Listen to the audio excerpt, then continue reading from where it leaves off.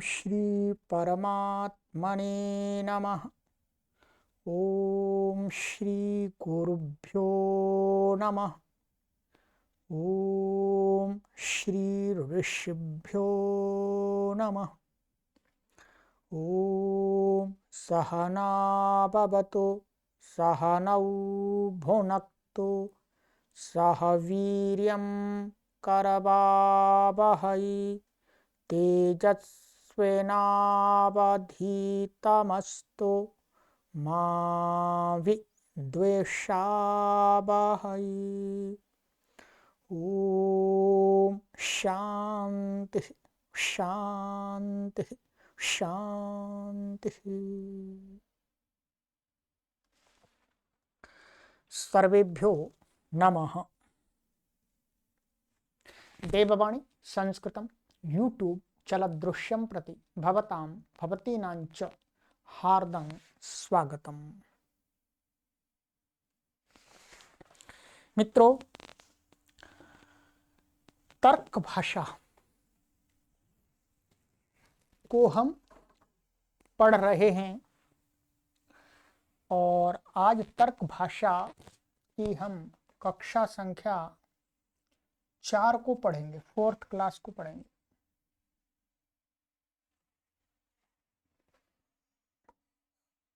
ठीक है, 3 कक्षाएं मैंने आपको अभी तक पढ़ा दी हैं। प्लेलिस्ट में कॉलम बना दिया गया आपके लिए तर्क भाषा नाम का।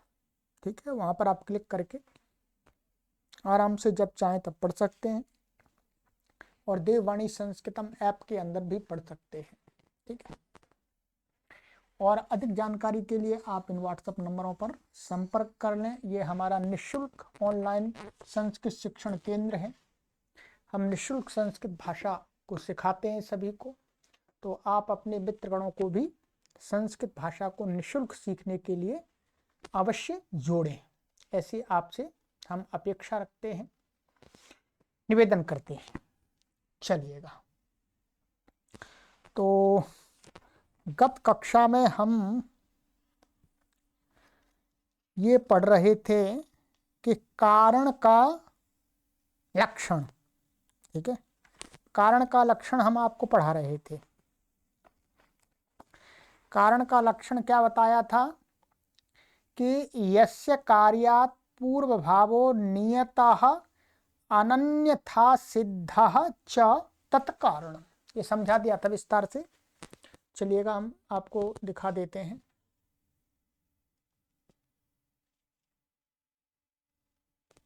ये हो गया था। ठीक है, यहां पर आ गए थे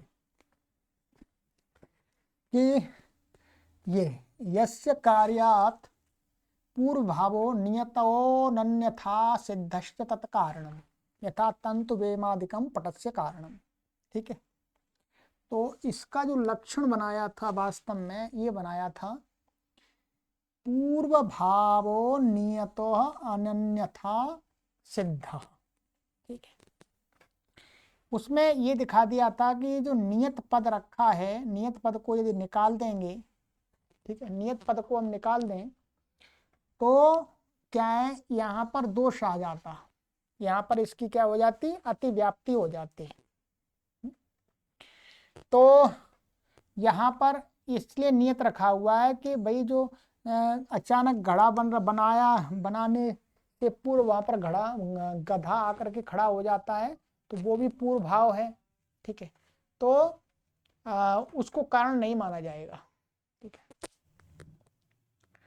अब यहां पर कहते हैं कि भाई कि जो ठीक है, यहाँ पर हमने यहाँ इसको थोड़ा पढ़ना आरंभ किया था, परंतु इसको हमको समझना पड़ेगा, इसलिए मैंने आज की कक्षा में कहा था पढ़ाऊंगा।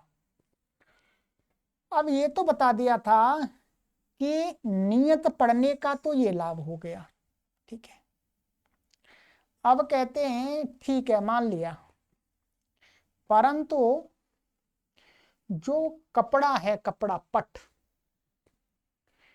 पट का जो कारण बताया इन्होंने तंतु, क्या है, तंतु बताया था और वेमादि बताए थे। या तंतु में कोई प्रश्न करने लगे कि भाई तंतु है, एक तो तंतु हो गया और एक तंतु रूप हो गया, ध्यान रखेंगे दो चीजें ये अलग अलग करके इसमें यहाँ पर देखा जाता है। तंतु और तंतु का रूप दोनों के अपने अपने कार्य हैं। सामान्य व्यवहार में हम रूप और रूपी को अलग नहीं करते, रूप और रूपी को अलग नहीं करते। ये पुस्तक है तो पुस्तक ही बस रूप और रूपी में भेद नहीं कर रहे, जबकि ये पुस्तक है और उसका रूप दोनों अलग अलग है। ठीक है, तो कहते हैं कि एक तो तंतु हो गया, एक तंतु का रूप हो गया। तंतु का रूप कह सकते हैं, तंतु का रूप काला पीला रंग आदि भी उसके रूप हैं, ठीक है। और तंतु उसका जो तंतु है या उसकी आकृति भी रूप में आ सकती है। तो हम यहाँ मोटा मोटा सा ये ले सकते हैं, जैसे पुस्तक है, पुस्तक का रूप आपको क्या दिख रहा है, यहाँ पर भी येलो दिख रहा है, रेड दिख रहा है कहीं कहीं, ठीक है। तो कहते हैं कि भाई तंतु को आपने पट के प्रति कारण मान लिया, क्योंकि उसका नियत पूर्व भाव है। क्या नियत पूर्व भाव है, और वो क्या है, अनन्यथा सिद्ध है, अनावश्यक नहीं है, आवश्यक है। तो आपने तंतु को पट का कारण माना, तो कोई व्यक्ति कह रहा है हम ये माने कि भाई पट तंतु, वो जैसे तंतु पूर्व में होता है वैसे ही तंतु का रूप भी तो तंतु के साथ ही है। क्या तंतु का रूप भी तंतु के साथ है, और वो पट बनने से पहले जैसे तंतु रहता है वैसे उसका रूप भी रहता है, काले पीले तंतु है मानिएगा, ठीक है। ये मानिएगा, मैं कलर यहाँ पर चेंज कर देता हूं। ये क्या है, ये तंतु हैं, ये धागे मैंने बना दिए, ठीक है। ये धागे ये इनका रूप है, जैसे इनका ये रूप हो गया, और मैं इस कलर के भी बना देता हूँ धागे, ये तंतु मान लीजिएगा, ठीक है। इसका ऐसा ग्रीन रूप हो गया, और ये रेड का भी बना देते हैं, इसका रेड, हैं सभी तंतु, पर इन तंतुओं का अपना अपना रूप है। तो तंतु, इसमें तंतु अलग है, तंतु का रूप अलग है, परंतु ये कैसे हैं, तंतु और रूप हमेशा साथ साथ ही रहेंगे यहाँ, ठीक है। तो कहते हैं ये तंतु, चाहे इस तंतु से चाहे इस तंतु से आप कपड़ा बनाएंगे, क्या है, ये मानिएगा ये एक चद्दर बन गई, ये चद्दर बन गई, ठीक है, ये चद्दर बन गई, ये चद्दर। अब कहते हैं कि इन तंतुओं से ये पट बना, कपड़ा, चद्दर कपड़ा हो गया। इस कपट के प्रति तंतु क्या है, कारण है। तो वैसे क्योंकि पट से पहले तंतु का होना अनन्यथा सिद्ध, मान नियत है और अनन्यथा सिद्ध है, माने आवश्यक है। तो इसलिए कहते हैं कि जैसे ये तंतु पट के प्रति कारण है, वैसे तंतु भी पहले विद्यमान, तंतु का रूप भी, तंतु का रूप भी इसके प्रति, पट के प्रति कारण होना चाहिए, कारण होना चाहिए। तो उसका उत्तर देते हैं कि ये तो ठीक है, ये तो भाई ठीक है कि तंतु रूपस्य तु नियतः पूर्व भावः अस्ति एव, मैंने संधि तोड़ के पढ़ दिया, ठीक है, कि तंतु रूप का तो नियत माने निश्चित रूप से, पूर्व भाव माने पट से पूर्व विद्यमान है ही। तंतु रूप तो विद्यमान है भाई, गधा आदि तो मान लिया था कभी हो गया कभी नहीं हो गया, परंतु तंतु रूप तो विद्यमान है। इसलिए कहते हैं कि जो तंतु रूप है वो कहते हैं, परंतु किंतु लेकिन अन्यथा सिद्ध, वो अनन्यथा सिद्ध यहां पर लिया था, अन्यथा सिद्ध, परंतु ये क्या है, अन्यथा सिद्ध है। अब यहां पर इस लक्षण में ये पूर्व भाव भी रख रहे हैं, नियत भी रख रहे हैं, और कह रहे हैं यदि यहां पर हम अन्यथा अनन्यथा सिद्ध को हटा दें इस लक्षण में से, तो यहां पर दोष आ जाएगा।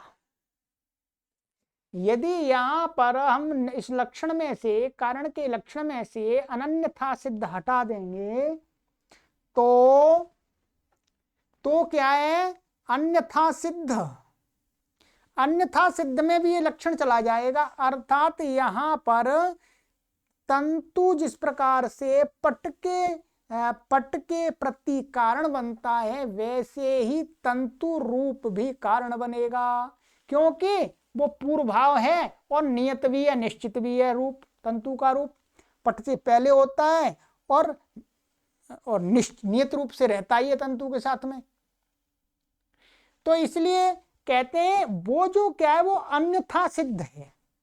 ये अन्यथा सिद्ध को यहां पर हम एकदम ऐसे नहीं कह सकते कि आवश्यक ही है। अन्यथा सिद्ध यहां पर इन्होंने इसका जो न्याय मुक्तावली एक प्रौढ़ ग्रंथ है न्याय का, ठीक है, न्याय सिद्ध मुक्तावली, उसमें 5 प्रकार के अन्यथा सिद्ध बताए हैं, ठीक है। वो बस यहाँ पर मोटा मोटा दर्द है, तो अन्यथा सिद्ध 5 प्रकार के बताए, उनको यहाँ पर हम नहीं समझेंगे, वो काफी कठिन है, ठीक है, नहीं तो आप फिर भटक जाएंगे। बस मैंने इतना ही इशारा कर दिया, 5 प्रकार के अन्यथा सिद्ध वहां पर बताए हैं। वो यहां पर जो अन्यथा सिद्ध लिया है वो उसमें 5वें प्रकार का लिया है, ठीक है। तो कहते हैं ये जो है तंतु क्यों अन्यथा सिद्ध है, कहते हैं पट रूप जननोपक्षीणत्वात्, कि जो तंतु का रूप है वो पट रूप के प्रति तो कारण हो सकता है। क्योंकि तंतु के रूप की जो उपयोगिता है वो पट के रूप में आ जाती है।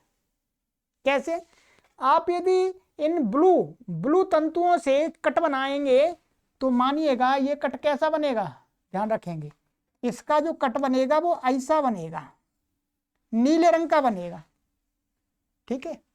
इसका कट बनाएंगे आप, इसका, ये तो मैंने दिखा दिया, इसका बनाएंगे तो रेड बनेगा, इसका बनाएंगे तो क्या बनेगा, इसका ग्रीन बनेगा, ठीक है।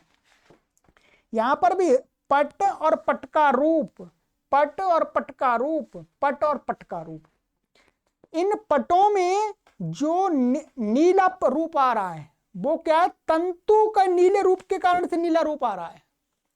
इसमें ग्रीन आ रहा है, वो किस लिए आ रहा है, तंतु में नीला रूप है, इसलिए यहां पर भी पट के अंदर के रूप में भी नीला वो ग्रीन पन आ रहा है, हरा, नीला नहीं, हरा। ऐसे ही लाल, तो क्या है, ये पट के कहते हैं अन्यथा सिद्धा पट रूप जनन उपक्षीणत्वात्, क्योंकि पट के रूप की उत्पत्ति में उसकी उपयोगिता समाप्त हो जाती है। तंतु के रूप की उपयोगिता कहां पर है, पट के रूप में है, पट में नहीं है, ठीक है। इसमें ऐसा नियम है कि पट माने पट बनने के एक क्षण बाद ही रूप उसमें आता है, वो हमें सामान्य दृष्टि से अनुभव नहीं होता, परंतु सूक्ष्म दृष्टि से योग समाधि में जाकर के जब लोग विचार करते, चिंतन करते हैं, तो तब इसमें भेद दिखता है कि पहले क्या होता है, पट बनता है, उसके अनंतर उसमें रूप आता है ठीक है। ये तो बहुत मतलब एक एकाग्रता से चिंतन करने वाली बात है, मैं तो आपको पढ़ा रहा हूं अभी, ठीक है। जब प्रैक्टिकल में करेंगे तब समझ में आएगा। और प्रैक्टिकल कैसे होगा, ये ध्यान अवस्था से होगा, ऐसे नहीं हो जाएगा एकदम, ठीक है। कि आप कहीं ये लैबोरेटरी में चले जाएं, कहीं प्रयोगशाला में, और वहां पर ये डालें वो डालें और ये आपको दिखे, नहीं, वहां तो आपको बहुत ही एकाग्रता से वहां पर जहां पर पट बनाए और वो सब कुछ प्रक्रिया चले, वहां पर मालूम पड़ेगा कि पट पहले होता है, रूप बाद में आता है। तो कहते हैं कि पट के रूप की उपयोगिता तो वो तंतु के रूप की उपयोगिता तो पट के रूप में ही समाप्त हो जाती है। पट बनाने में उसकी उपयोगिता कोई है ही नहीं, पट बनाने में नहीं है। इसलिए पट के रूप के प्रति तो तंतु का रूप कारण है, परंतु हम यहां पर क्या दे रहे थे, पटस्य कारणम, पट का कारण देख रहे थे। तो पट का कारण क्या है, तंतु रूप नहीं हो सकता, तंतु होता है। ठीक है, वही कहा गया पटम प्रत्यपि कारणत्वे कल्पना गौरव प्रसंगात। यदि पट के प्रति यदि आप उसको कारण मानेंगे तो ये तो कल्पना गौरव हो गया। ठीक है, ये एक कल्पना गौरव एक दोष होता है। कल्पना, भाई कोई कल्पना करने लगे, जैसे भाई ये पट, ये है पट, कपड़ा बुनने के लिए आदमी चाहिए। अब कोई कहे ठीक है आदमी तो कारण बन सकता है, जो आदमी को उपस्थिति वहां जरूरी है। अब या ऐसे मानिएगा, ये कोई कहे कि भाई वहां पर बेमादी, पट के प्रति बेमादी क्या कारण है। अब कोई कहे भाई बेमादी को जो वेम है उसको, जो लकड़ी है उनको बनाने वाला भी तो कोई होगा, तभी तो वो बनेगी, तभी तो वेम होगा। तो फिर वो उसको वेम को बनाने वाला भी वो कारण होगा इसके प्रति, है पट के प्रति। कारण का कारण तो नहीं, वो अन्यथा सिद्ध है। उतना करेंगे, दूर जाएंगे तो दूर नहीं देखा जाता, एकदम साक्षात वहां जो हो रहा है संबंध वो देखा जाता है। तो इसलिए वहां पर ऐसे कहें भाई तंतु से पट बना है, तंतु में रूप है, फिर पट में रूप आया, इसलिए तंतु का रूप है, इसलिए पट में भी आना चाहिए, क्योंकि वो तंतु से ही तो बना है, तंतु के साथ में रूप रहता है। तो ये क्या हो जाएगा, कल्पना गौरव हो जाएगी। कल्पना गौरव दोष है, इसलिए कह दिया तो अन्यथा सिद्ध है। अन्यथा सिद्ध अर्थात इसकी आवश्यकता नहीं है। हाँ, पट के रूप में जो रूप आ रहा है, वो रूप कहां से आ रहा है, वो आ रहा है किसमें, तंतु के रूप से। जैसा कि मैंने बताया, यदि नीले धागों से बनाएंगे तो नीला ही कपड़ा बनेगा, रेड से बनाएंगे तो रेड ही बनेगा, ग्रीन से बनाएंगे तो ग्रीन ही बनेगा। तो वो रूप के प्रति तो कारण बन सकता है, ये था। इसलिए यहां पर कहा अनन्यथा सिद्ध। यहां पर तंतु रूप क्या हो रहा है, पट के प्रति अन्यथा सिद्ध हो रहा है, अन्यथा सिद्ध हो रहा है। कल्पना गौरव दोष आ रहा है उसमें, पट रूप के प्रति तो वो सीधा सीधा कारण बन रहा है। तो इसलिए यहां पर अनन्यथा सिद्ध रखा है कि अनन्यथा सिद्ध भी होना चाहिए। यहां पर तंतु तो अनन्यथा सिद्ध है, परंतु तंतु रूप पट के प्रति अन्यथा सिद्ध है। ठीक है, चलिएगा, इतना आपको समझ में आया, काफी है। अब आ जाइएगा आगे। अब इसी को बताते हैं कि तेना अनन्यथा सिद्ध नियत पूर्व भावित्वम कारणत्वम, अनन्यथा सिद्ध नियत पश्चात भावित्वम कार्यत्वम। कार्य की और कारण की भी लक्षण बता रहे हैं अब।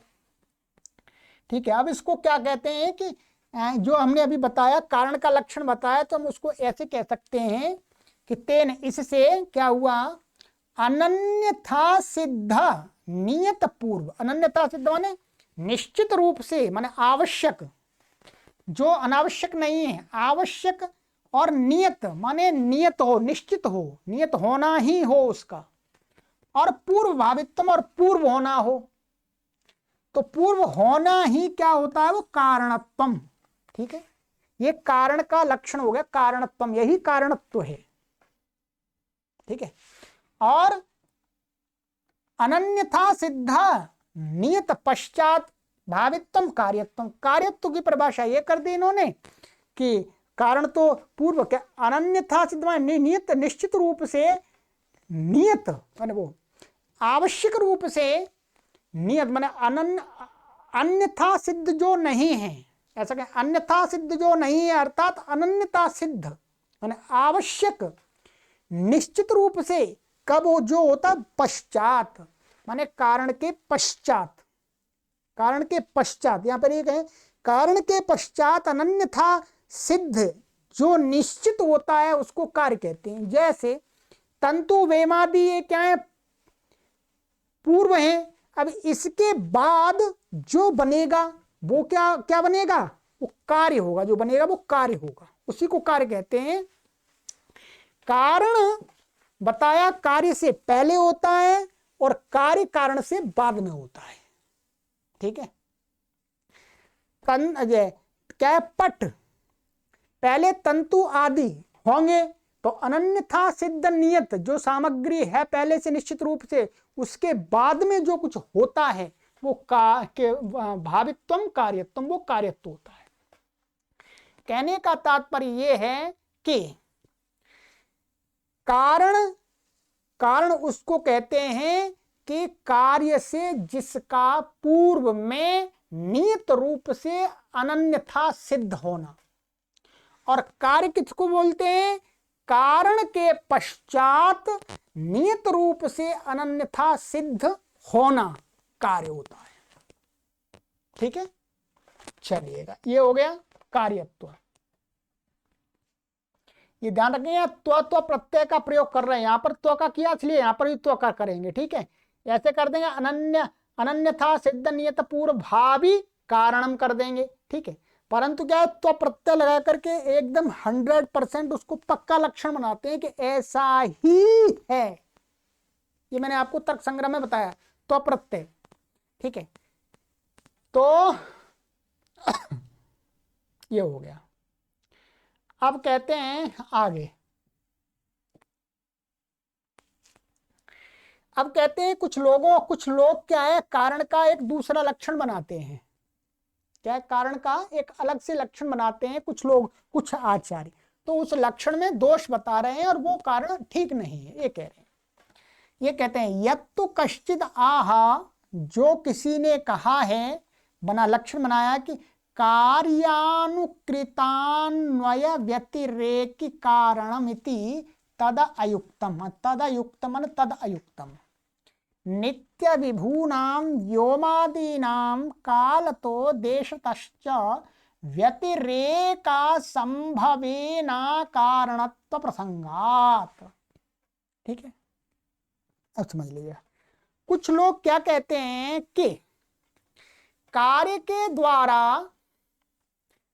के द्वारा अन्वय व्यतिरेक से, ठीक है, अन्वय व्यतिरेक से जिसका जो होता है, जो सिद्ध होता है, उसको कारण कहते हैं।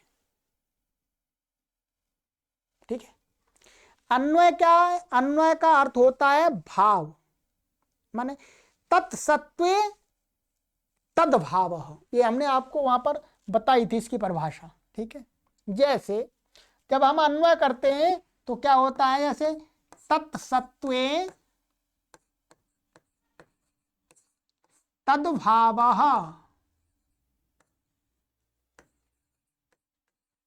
ठीक है, और तदसत्वे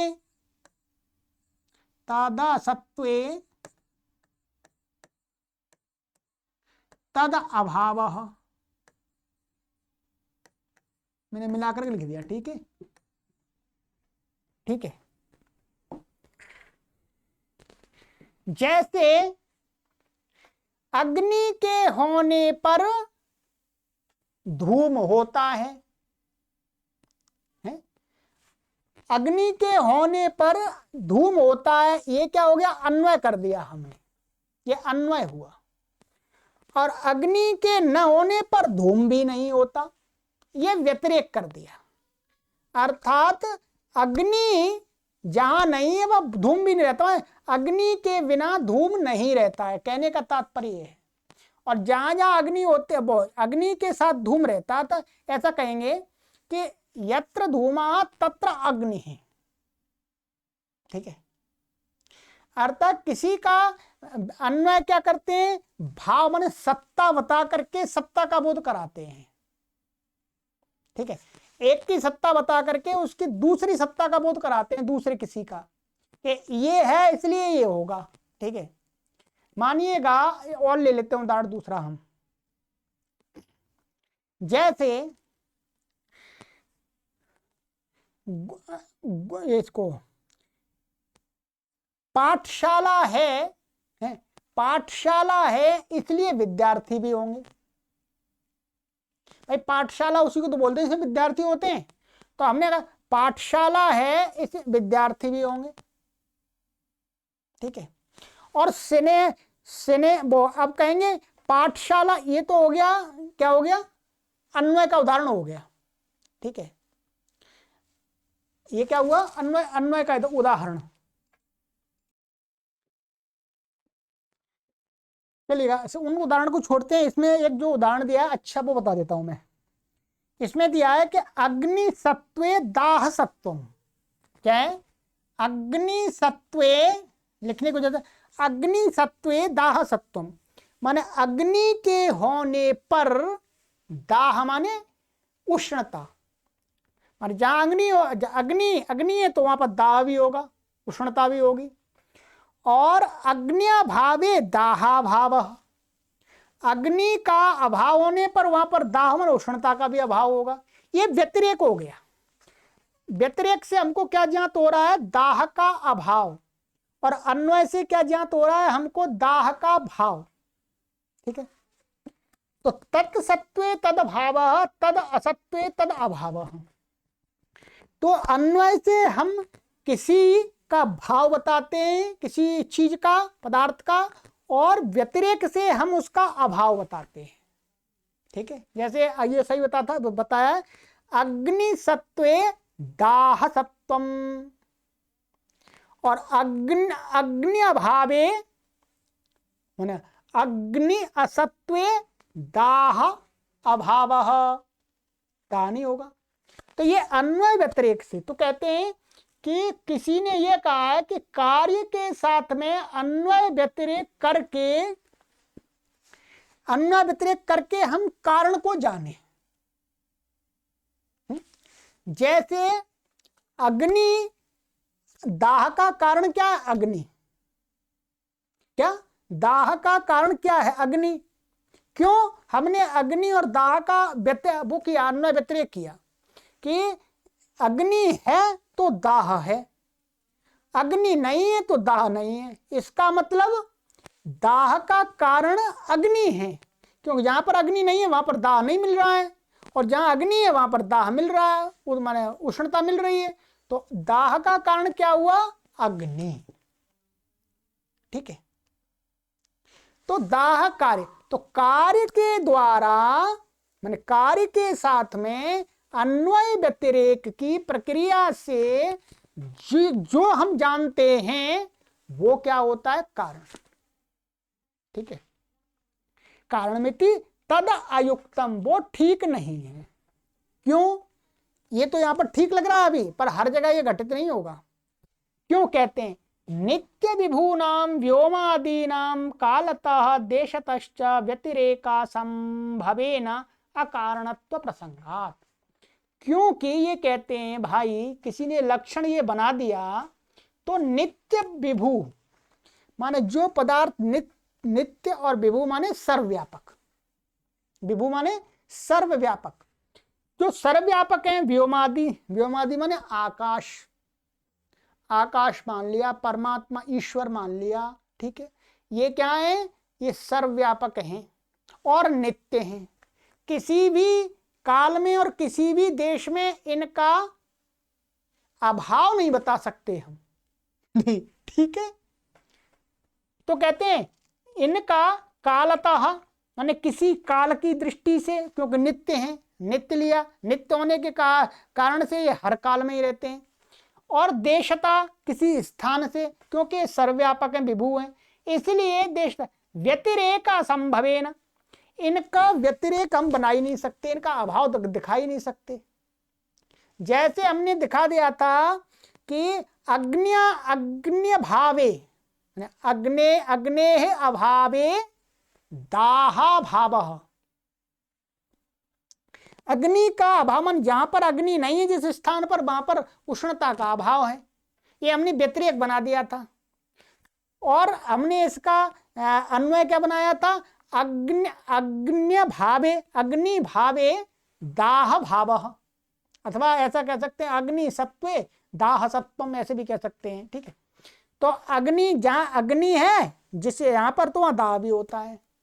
तो यहां पर क्या है, मानिएगा ये घट ले लिया हमने, घट, ठीक है, घट, घट का कारण क्या है, घट का कारण ये जो नित्य पदार्थ होते हैं और जो विभू होते हैं, ये सब में कारण बनते हैं, ठीक है। अभी कारण के प्रकार नहीं बताए, अभी आगे बताएंगे, समवायी कारण, असमवायी कारण और सामान्य का साधारण कारण आदि बताएंगे, ठीक है। तो ये क्या है, घट, घट या किसी भी पदार्थ की उत्पत्ति में ये भी कारण बनते हैं, आकाश आदि, ठीक है। क्या क्या ये अभी बता, आकाश एक हो गया था हमारा, ये ठीक है, का ईश्वर, ईश्वर भी हो गया था, ठीक है, और काल भी हो गया, काल भी लिया है इसमें वैसे। तो कहते हैं कि अब ये घट है, अब घट के कारण में क्या है, ये आकाश भी कारण बनता है, क्या है, घट के कारण में आकाश। अब यहां पर हम, घट कार्य है वास्तव में, ये क्या है, कार्य। अब इसका हम कारण पहचानेंगे, ठीक है। जैसे घट का एक तो ये वाला लक्षण बना दिया, इससे अन्वय व्यतिरेक से हम ये जान लेंगे कि जो डंडा होता है और जो चक्र होता है, चाक होता है, डंडा और चाक के होने पर ही घट बनता है और उसके न होने पर घट नहीं बनता है। ऐसे मिट्टी का लोंदा होगा तो घट बनेगा, वो नहीं होगा तो नहीं होगा, ये अन्वय व्यतिरेक से हमने जान लिया। परंतु जिस प्रकार से मिट्टी घड़े में कारण है और जो डंडा और चक्र चाक जो कारण है, ठीक उसी प्रकार से देश, माने वो क्या बोलते हैं, ये काल और देश नहीं, ये नित्य और विभू, माने आकाश और ईश्वर, ये भी कारण है, क्या ये भी कारण है। अब घट का हम यदि व्यतिरेक करेंगे तो व्यतिरेक में क्या होगा कि हम यदि ये कहें कि आकाशाभावे, माने आकाशस्य अभावे घट अभावः, माने आकाश का अभाव होने पर घट का अभाव, हमने घट का अभाव सिद्ध करना है। तो कहते हैं आकाश के साथ में घट के उसमें घटाएंगे तो आकाश के साथ तो व्यतिरेक हो ही नहीं सकता, क्योंकि आकाश तो हर समय में हर देश में रहता है, ईश्वर हर देश में हर स्थान में रहता है। तो इसका मतलब हम कभी भी घट का अभाव सिद्ध नहीं कर पाएंगे, अर्थात घट का कारण हम कभी ये नहीं बन पाएंगे, ईश्वर और आकाश जबकि बनते हैं। तो इस लक्षण के अनुसार तो घट का कारण व्योम और ईश्वर आदि नहीं बन सकते, क्योंकि व्यतिरेक संभवेन, व्यतिरेक का यहाँ संभव है होना, व्यतिरेक प्रक्रिया हम घटा ही नहीं सकते, ये वाली तद असत्व तद अभाव, इसलिए अकारणत्व प्रसंगात, इसलिए घट की उत्पत्ति में ईश्वर और आकाश का अकारणत्व, माने कारण नहीं बनता, कारण सिद्ध नहीं होते वो आकाश और ईश्वर, ठीक है। इसी प्रकार से काल, माने काल हमेशा ही रहता है, बिना काल के घड़ा, माने काला भावे घटा अभाव, ऐसा व्यतिरेक मना ही नहीं सकते, क्योंकि काल का अभाव कभी हो ही नहीं सकता। ऐसे ही देश का अभाव भी नहीं हो सकता, देशाभावे घटा भाव, क्योंकि देश तो होता ही है, देश माने देश कुछ भी वो तो होगा ही, उसका अभाव नहीं होगा। तो इसलिए कहते हैं कि ये वाला जो लक्षण है ये गलत है, अन्वय व्यतिरेक से आप कारण को परिभाषित लक्षित नहीं कर पता नहीं सकते, माने इस प्रकार से आप अन्वय व्यतिरेक की कार्य के साथ प्रक्रिया करके कारण का सही सटीक लक्षण नहीं बता सकते। अर्थात इसमें कौन सा दोष रहेगा, इसमें दोष रहेगा हमारा अव्याप्ति, क्योंकि यहां पर अव्याप्ति अर्थात घट कार्य के प्रति आकाश में आकाश कारण बन ही नहीं रहा, आकाश में आपका लक्षण घटित हो ही नहीं रहा, आकाश में लक्षण घटित हो ही नहीं रहा व्यतिरेक के साथ में, इसलिए अव्याप्ति दोष आएगा। तो अव्याप्ति दोष के कारण से ये दो आपका लक्षण ठीक नहीं है। जो हमने बनाया है क्या, यस्य कार्यात् पूर्वभावो नियतो अन्यथा सिद्धश्च तत्कारणम, ये बिल्कुल सही है। ठीक है जी, चलिएगा ये हो गया। आइएगा, यहां तक कर दिया मैंने, थोड़ा सा और पढ़ लेते हैं। कहते हैं तच्च कारणम त्रिविधम, और वह कारण तीन प्रकार के होते हैं। जो कारण अभी बताया वो कारण तीन प्रकार का होता है, समवायी, असमवायी, निमित्त भेदात। ठीक है, ये क्या हो गया, समवायी कारण, असमवायी कारण, निमित्त कारण।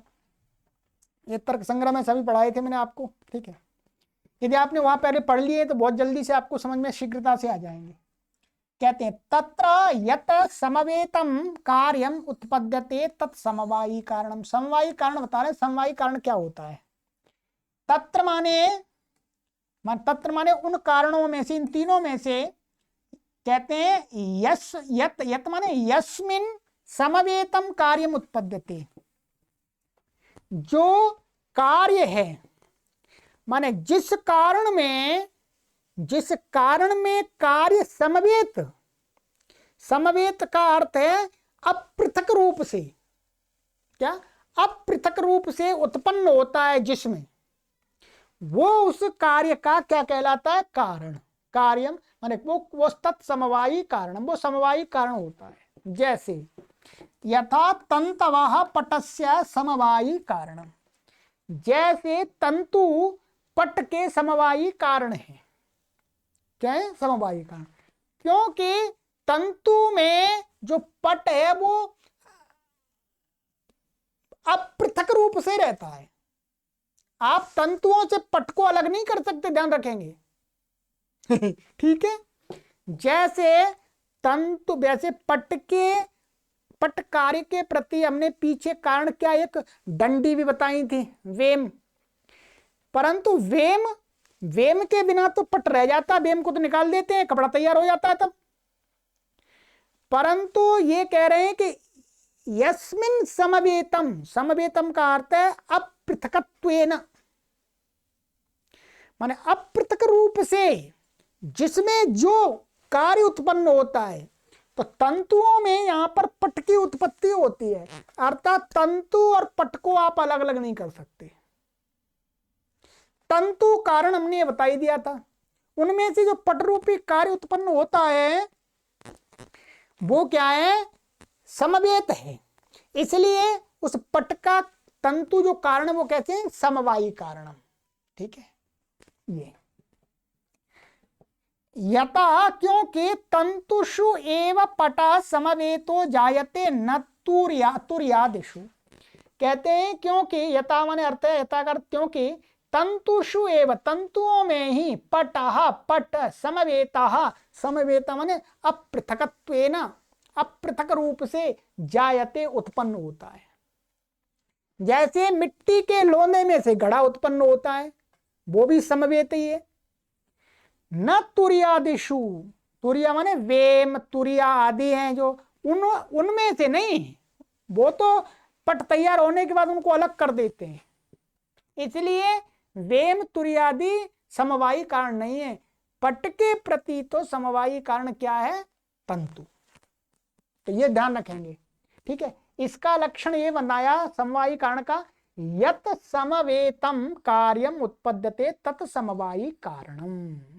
ठीक है, अर्थात जिसमें से जो अपृथकत्व रूप से उत्पन्न होता है, उस कार्य के प्रति जिसमें से होता है वो कारण, समवायी कारण होता है। ठीक है, ये हो गया। चलिएगा, ननु तंतु संबंध इव तुर्यादि संबंधोपि पटस्य विद्यते, तत्कथम तंतुषु एव पटः समवेतो जायते न तुर्यादिषु। अब ये प्रश्न कर दिया किसी ने प्रश्न किया, भाई ननु, भाई क्यों भाई, तंतु संबंध, तंतु का जिस प्रकार से संबंध है पट के प्रति, एवं उसी की तरह तुरियादि, जो तुरियादि हैं, ठीक है, तुरियादि, उनका भी संबंध है पट के साथ में। ठीक है, मैंने आपको बता दिया पहले ही, पर उसी बात को अब आगे बता रहे हैं। तत्कथम, फिर क्यों, तंतुषु एवं पटः समवेतो जायते न तुरियादिषु, ये कामा यहां आएगा, ठीक है, कि फिर भाई तंतुओं में ही पट समवेत हुआ उत्पन्न होता है, ये कैसे कह रहे हैं आप? न तुरियादिषु, तुरियादियों में क्यों नहीं होता, हम तो समवेत उसमें भी मानेंगे। तो कहते हैं सत्यम, सत्यम का अर्थ है आपकी आधी बात तो ठीक है, आधी बात गलत है।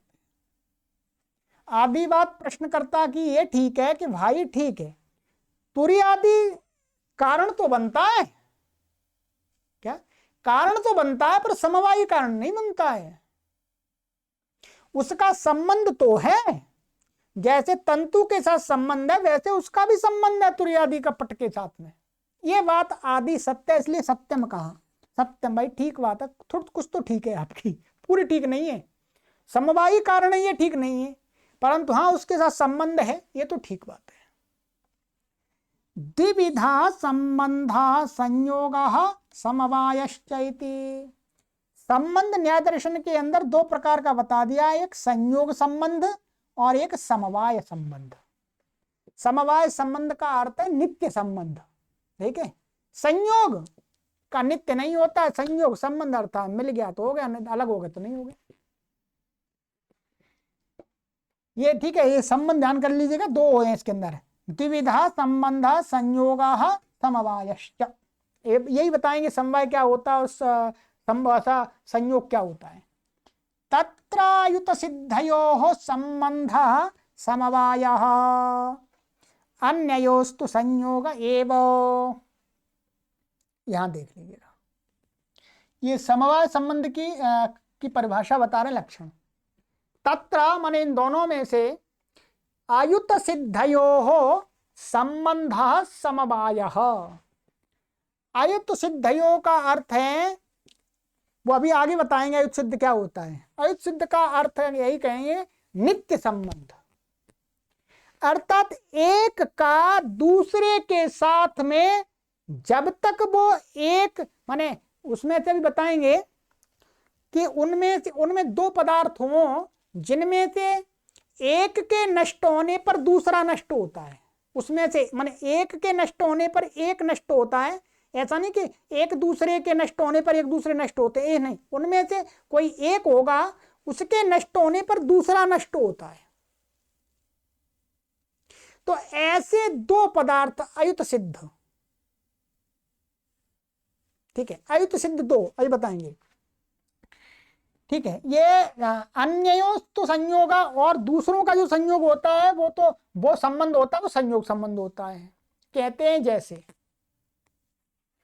कौ पुनः अयुत सिद्धौ, अब वही बात आ गई कि अयुत सिद्धौ ये क्या चीज है, यही समझ में नहीं आया, आपकी समझ में नहीं आया होगा तो इनकी समझ में नहीं आया प्रश्नकर्ता की।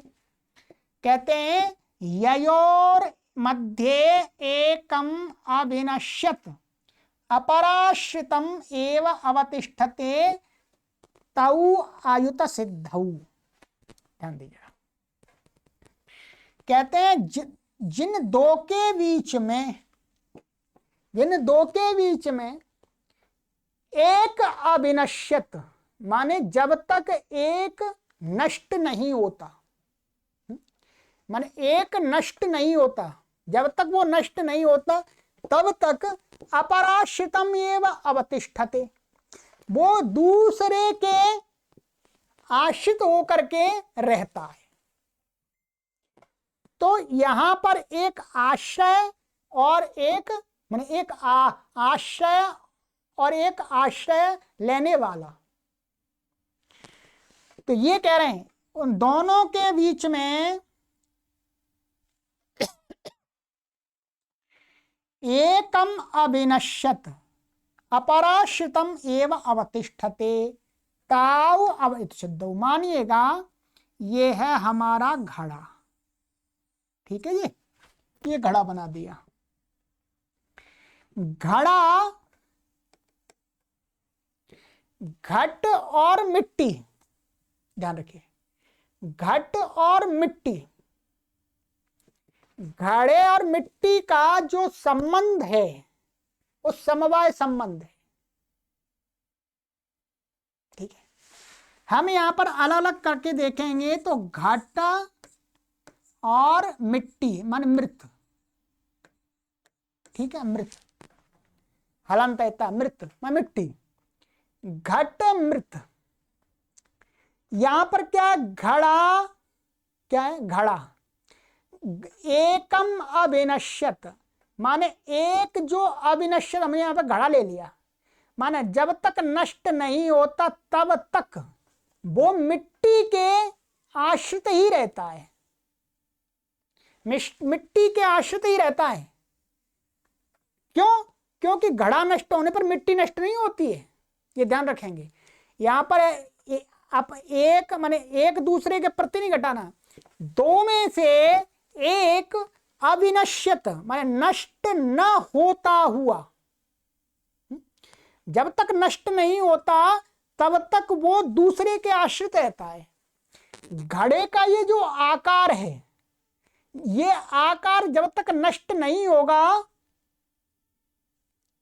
जब तक नष्ट नहीं होगा तो मिट्टी के आश्रित ही रहेगा, मिट्टी नहीं तो रहेगा उसका जो आकार है। और वो नष्ट हो गया घड़ा, घड़ा वास्तव में मिट्टी के इस आकार को ही तो घड़ा कह रहे हैं, घड़ा उपमा दे रहे हैं। तो ये आकार नष्ट, ये आकार जब तक नष्ट नहीं होगा तब तक मिट्टी के आश्रित ही रहेगा। तो इसलिए ऐसा जहां पर दो के बीच में एक जब तक नष्ट नहीं होता है तब तक वो दूसरे के आश्रित ही रहता है। ये घड़ा क्या है, बिना नष्ट हुए मिट्टी को छोड़ नहीं सकता, मिट्टी को छोड़ नहीं सकता है। इसलिए यहां मिट्टी और जो घड़े का जो संबंध है वो क्या है, अयुत सिद्ध वाले। ये दोनों पदार्थ क्या है, अयुत सिद्ध हैं।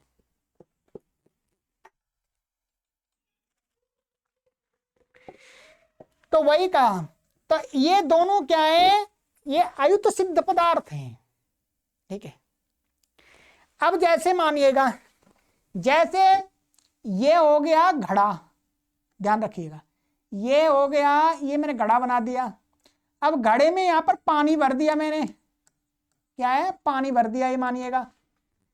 अब ये जो घड़ा है, घड़े में जो पानी है वो पानी क्या है, जब तक नष्ट नहीं होगा तब तक घड़े के आश्रित रहेगा, ऐसा नहीं है। घड़ा बना रहेगा, मिट्टी भी बनी रहेगी, पानी इसमें से हम उलट देंगे तो निकल जाएगा, फिर वो बना रहेगा, उसका अस्तित्व बना रहेगा।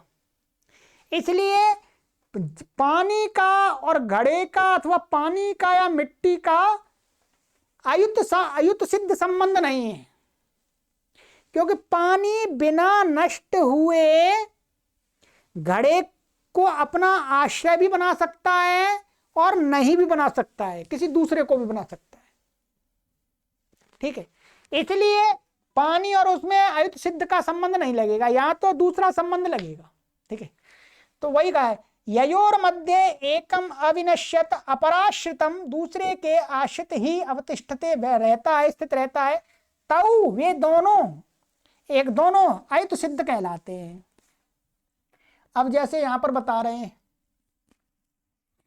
तद उक्तम कहा भी गया है, तावेवायुत सिद्धौ द्वौ विज्ञातव्यौ ययोर्द्वयोः एकमपराश्रितमेवावतिष्ठते। श्लोक है ये, ठीक है, ये वही बात कही है, तौ एव अयुत सिद्धौ द्वौ विज्ञातव्यौ, माने उन दो को ही अयुत सिद्ध जानना चाहिए। ययोः, जिन दोनों के, द्वयो ययोर द्वयोः, जिन दो के बीच में एकम अनश्यत, माने एकम अनश्यत माने नष्ट, जब तक नष्ट नहीं होता तब तक, नष्ट नहीं होता तब तक, अपराश्रितम एव अवतिष्ठते, दूसरे का आश्रय लेकर के ही रहता है। जैसा मैंने घड़ा में घटा के बता दिया आपको, ठीक है। तो वैसे ही क्या कहेंगे यहां पर, अब ये तंतुएं ध्यान रखेंगे, ये तंतु थे हमारे, ये तंतु उनसे क्या कपड़ा तैयार हो गया था। अब एक कपड़ा नष्ट हो जाएगा तो ये पट है, जो पट हमने मने उसको ऐसे अलग अलग कर दिया तंतुओं को, पट नष्ट हो गया, परंतु पट जब तक है तब तक तंतुओं के आश्रित ही रहेगा। परंतु पट हमने नष्ट कर दिया तो तंतु नष्ट हो गए, ऐसा नहीं है। ठीक है, ये ध्यान रखेंगे। तो मैंने पट के साथ में घटा दिया। इस प्रकार से बताते यथा अवयवावयविनौ गुण गुणिनौ क्रिया क्रियावन्तौ जाति व्यक्ति विशेष नित्य द्रव्ये च। ठीक है, ये कहते हैं जिस प्रकार से उदाहरण अवयव और अवयवी का जो संबंध होता है वो क्या होता है, आयुत सिद्ध है ये दोनों। इनका जो संबंध, इनका जो परस्पर जो क्या है, समवाय संबंध है। समवाय का अर्थ होता है नित्य, ये समझ लीजिएगा। और कैसा नित्य, कि दो पदार्थों में उनमें से एक जो पदार्थ है वो जब तक नष्ट नहीं होता तब तक उसी के साथ रहता दूसरे के, वो उसको छोड़ के बिना नष्ट हुए उसको छोड़ के जा ही नहीं सकता। अवयव अवयविनौ, अब देखें अवयव और अवयवी, अवयवों में अवयवी जो अवयव और अवयवी का जो संबंध है वो क्या है, नित्य संबंध, वो समवाय संबंध है। क्या, समवाय संबंध। तो ये समवाय संबंध है क्यों, क्योंकि अवयवी है, अवयवी जब तक नष्ट नहीं होगा तब तक अवयवों में ही रहेगा। ठीक है, अवयवों में ही रहेगा, ध्यान रखेंगे। और अवयवी वो अवयव नष्ट नहीं होंगे, ध्यान रखेंगे। अवयवी के नष्ट होने पर अवयव नष्ट नहीं होते हैं, ये भी ध्यान रखेंगे। ऐसे ही गुण गुणिनौ, गुण और गुणी, क्रिया क्रियावन्तौ, जाति व्यक्ति, ठीक है, विशेष नित्य द्रव्य, माने विशेष और नित्य द्रव्य, जो नित्य द्रव्य होते हैं उनका उनमें विशेष होता है। ठीक है, तो वो क्या है, इनका जो परस्पर संबंध है वो क्या है, समवाय संबंध है। इनमें जो दो का संबंध दिखा रहे हैं उनमें से एक ऐसा है कि जब तक वो नष्ट नहीं हो, उसमें से जो एक है वो जब तक वो नष्ट नहीं होगा तब तक उसे छोड़ेगा ही नहीं। कहते अवयवी अवयव्यादयो ही यथाक्रम अवयव आद्याश्रिता एव अवतिष्ठन्ते अविनश्यन्तः। ठीक है, ध्यान रखेंगे। इसमें ये बता रहे हैं अवयवी आदयो ही, माने अवयव ये अवयवी है, ये गुणी है, क्रियावान व्यक्ति, ठीक है, और नित्य द्रव्य। ठीक है, ध्यान रखें। तो कहते हैं यथाक्रमम अवयवाद्याश्रिता, माने ये अवयव के आश्रित ही रहते हैं।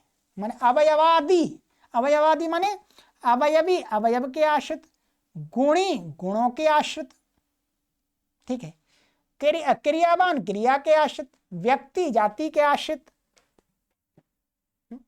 और विशेष नित्य द्रव्य के आश्रित। तो यहां पर ये क्या करेंगे,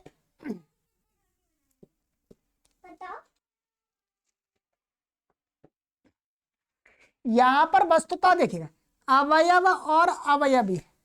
ठीक है, इनका कहने का तात्पर्य ये है कि यहां पर यथाक्रमम जो अवयवादी हैं वो आश्रित हैं। ये आश्रय हुए अवयवी में भी रहते हैं। अवयव कहाँ रहेंगे, अवयवी में। गुण किस में रहेगा, गुणी में। क्रिया किस में रहेगी, क्रियावान में रहेगी। ठीक है, जाति किस में रहती है, व्यक्ति में। विशेष किस में रहता है, नित्य द्रव्य में। ये है इनका तात्पर्य कहने का। ठीक है, तो इनका आपस में जो ऐसा कैसा संबंध है, आयुत सिद्ध संबंध है, आयुत सिद्ध। ठीक है, चलिएगा जैसे ये आगे बताते हैं ये कि अविनश्यंता अवतिष्ठन्ते, माने ये जब तक नष्ट नहीं होते तब तक वही आश्रित में रहते हैं। अवयवी अवयव में ही रहेगा, गुणी गुण में ही गुण गुणी में ही रहेंगे, ठीक है, और अवयव अवयवी में रहेंगे, ऐसा क्रिया क्रिया में क्रियावान में रहेगी, जाति व्यक्ति में ही रहेगी। जब तक व्यक्ति नष्ट जब तक व्यक्ति नष्ट नहीं होंगे तब तक जाति वही जाति के आश्रित ही रहेंगे, ठीक है। वही कह रहे हैं, विनश्यत अवस्थासु अनाश्रिता एव अवतिष्ठन्ते अवयव्यादयः, ठीक है। कहते हैं विनश्यत अवस्थासु, माने विनश्यत माने नष्ट होने की अवस्था तक, आश्रिता एव माने आश्रित हुए ही, अवतिष्ठन्ते अवयवी आदयः, ठीक है।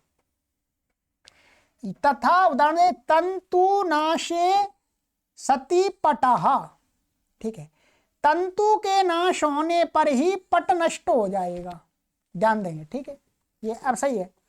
तंतु के नष्ट होने पर ही क्या है, पट का नाश होगा, ठीक है।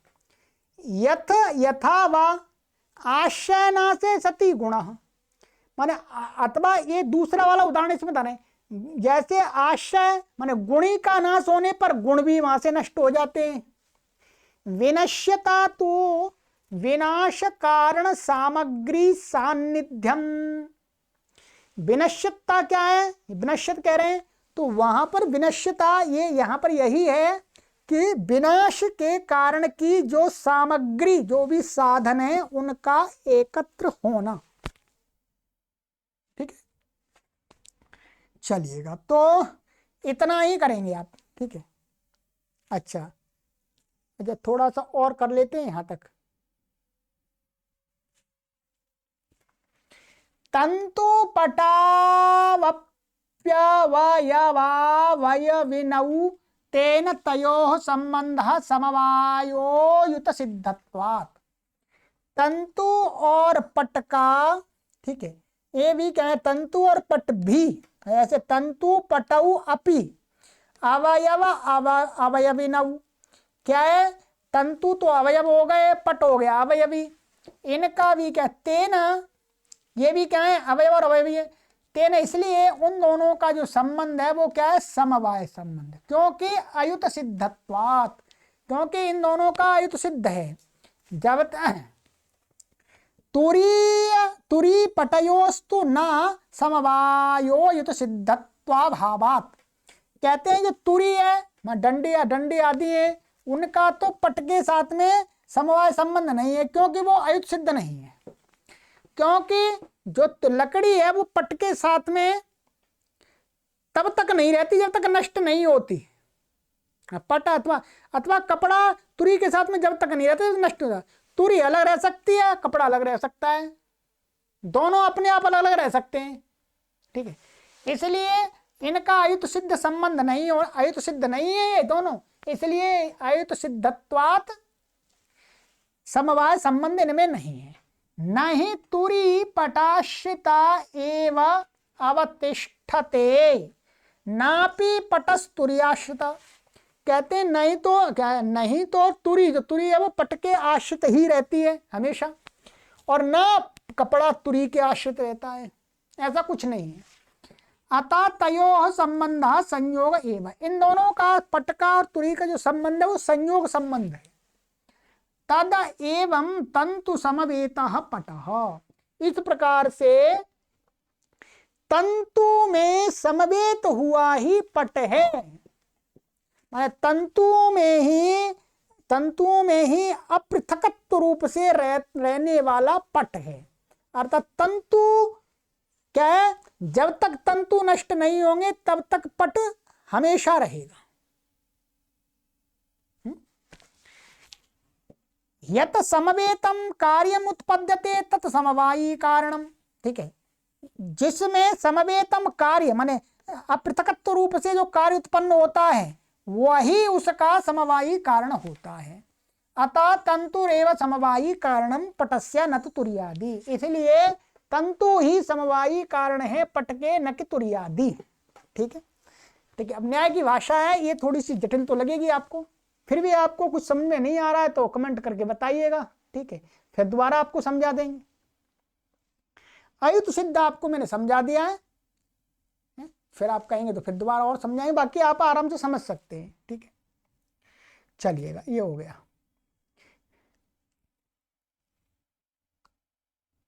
अब आगे की कक्षा में पढ़ेंगे, ठीक है, बड़ी कक्षा हो गई बहुत।